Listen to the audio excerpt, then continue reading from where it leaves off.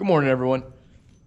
Those of you that are new to our channel, for whatever reason, new subscriber or just stumbled across it because of this video, I would encourage you to check out our other videos. We started in sheep in 2017, and here we are 4 years later.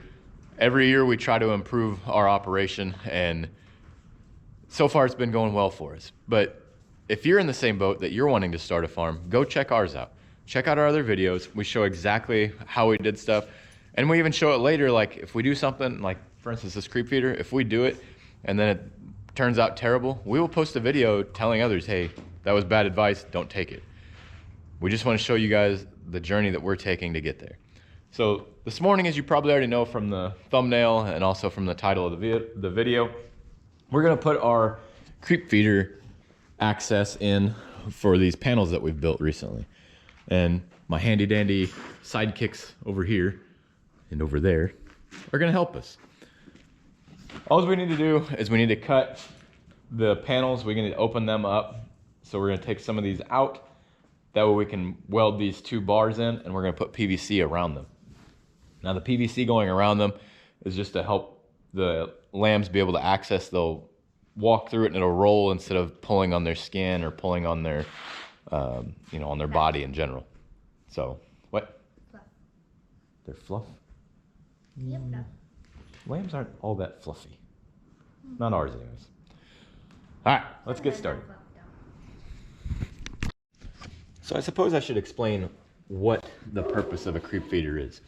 So a creep feeder, this is going to deny access to the adults and only allow the lambs to be in here and have access to their creep feed, an unlimited supply. Now we can also change the supply rating or the supply availability through our actual creep feeder. But this is going to deny access to the adults, and we don't want the adults ever to get in there because they will eat all of it and they will just be a nuisance. So we're gonna cut these out. I know that it is 8 inches between this upright and this upright.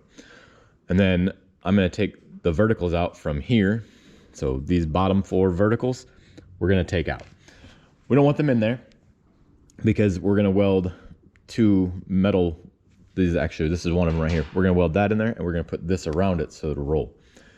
So let's go ahead and cut these horizontals out and kind of explain a little bit more.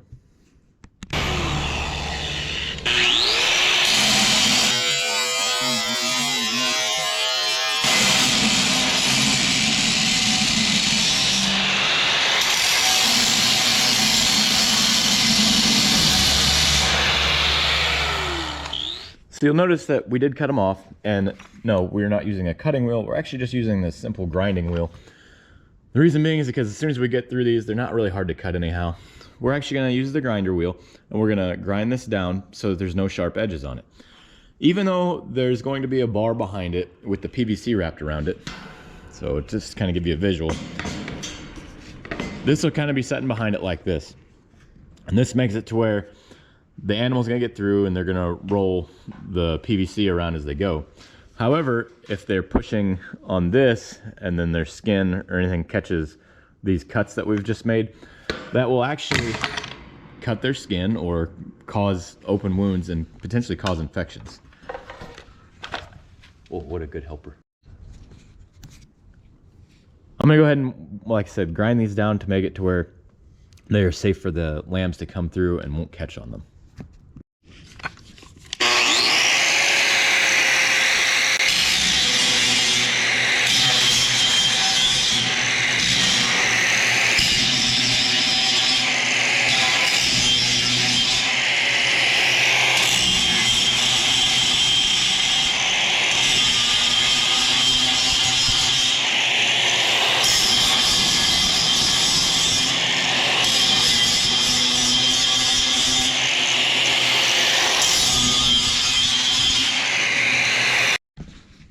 Now the next step for me is I'm not gonna waste PVC and run it all the way to the top. I'm only gonna cut it off to where the top of this is at.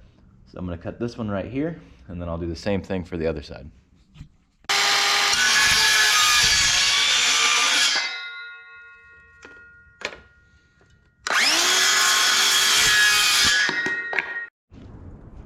As you can see, those were rough cuts. Doesn't really matter how perfect they are because there's gonna be a piece of metal that goes through this that'll be sticking up. This is just simply going to rotate on it for them to walk through and it not pinch them or hurt them.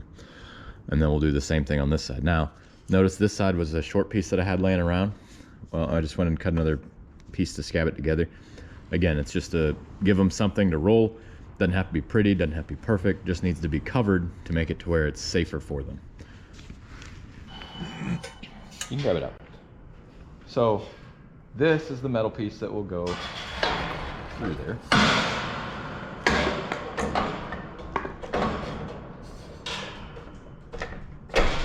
I'll have to tap it over. But this is what I was talking about, where it'll be sitting on there and you can roll it. So let me go ahead and get in there and vertical that so it's actually correct.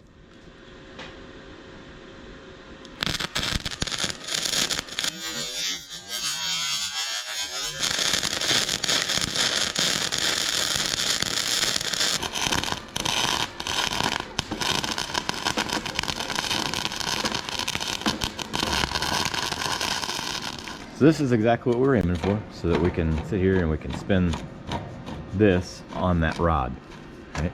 And we can slide it up and down, but we really don't need to do that. It's more along the lines of it just needs to be able to turn whenever the animals come in here. So obviously the rod inside, or the tubing inside of this 2-inch PVC, this is an 1.5 inch square tubing. They fit inside of each other very well. They can move loosely, and then just simply turns just like this.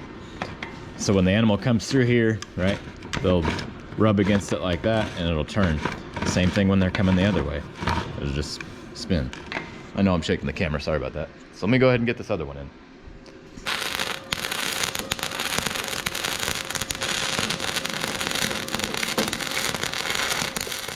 Got them all done. So I'm gonna demonstrate with one of my dogs, because I obviously don't have all the sheep up here right now.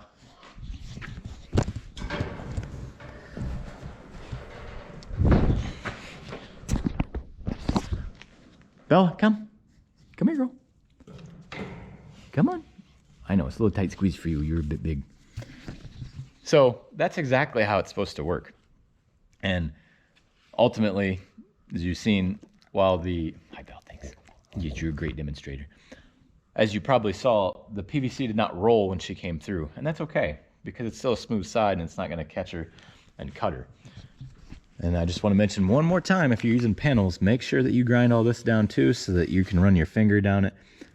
Because if you can't run your fingers down it without getting caught or cut, then that means the sheep, or the lambs rather, as they go through, they are going to get caught or cut on it as well.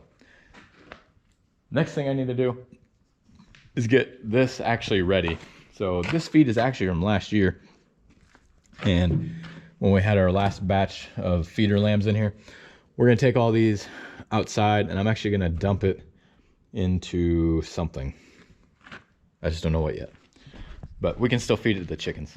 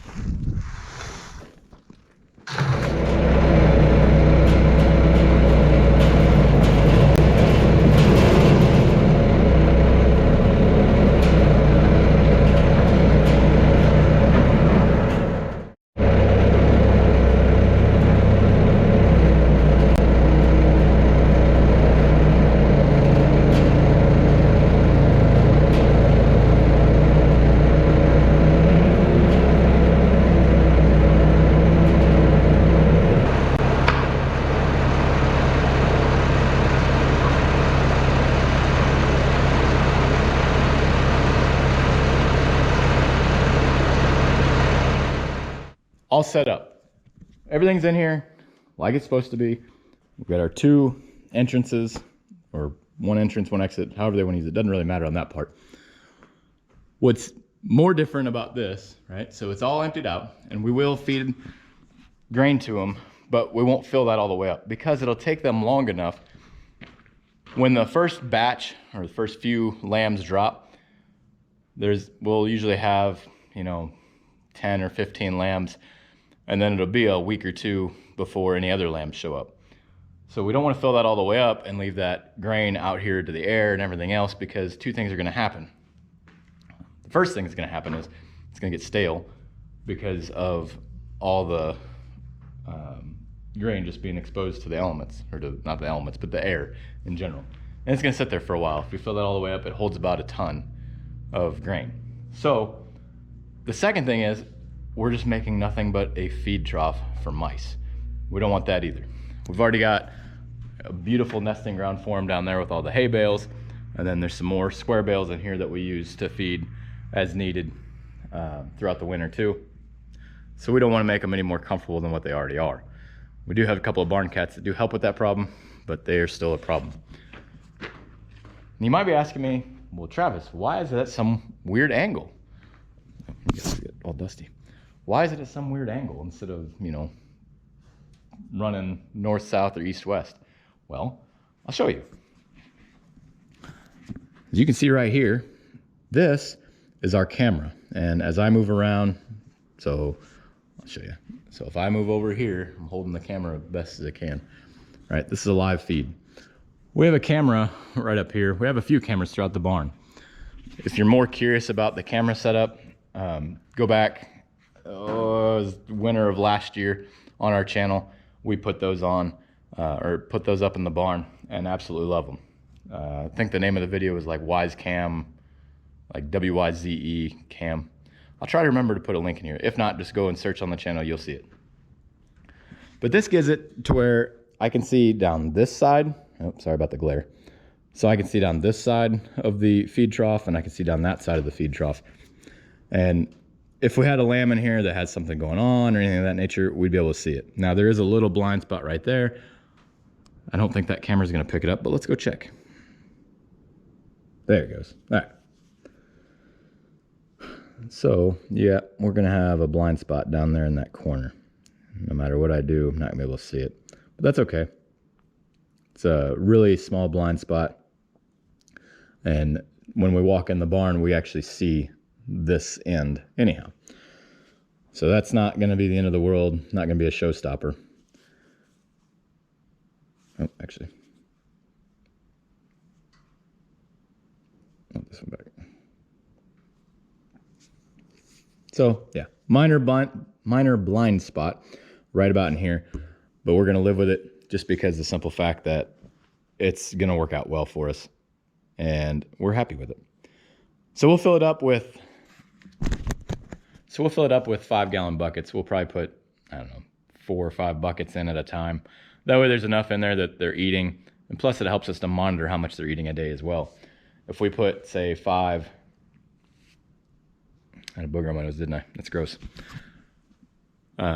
If we put 5 buckets in or 4 buckets in, that gives us a weight of how much they're eating, and then we can also check the camera to see how many lambs are coming in here a day to eat. Sort of, I mean, some of them are going to be looking the same, so we won't know if it's number, say, 5 or number 30. But either way, it gives us a good way to monitor the whole situation. And yeah, we're pretty much ready for winter, guys. I mean, it's not far from winter already. These guys will come in here December 15th, so they've got about 2 weeks, a little over 2 weeks, and they'll be in here. And then they get fed hay and grain, and then they'll have their mineral over there. So if you're curious more about the channel, I encourage you to check out other videos. Like I said, we are as transparent as possible. Just trying to help others that are wanting to do the same thing or wanting to do something similar, or just looking for ideas for maybe they're already established farm. That's fine too. It is very possible, but those cameras and stuff are very important for us because my wife and I do work full-time jobs. So somebody is not here 24 hours a day for these guys. So it makes it to where we can at least see what's going on. And if we have a big issue, You know, maybe we can call a neighbor to come check something out for us. But hope you enjoyed the video. Thanks for watching. Have a blessed week. See you next time.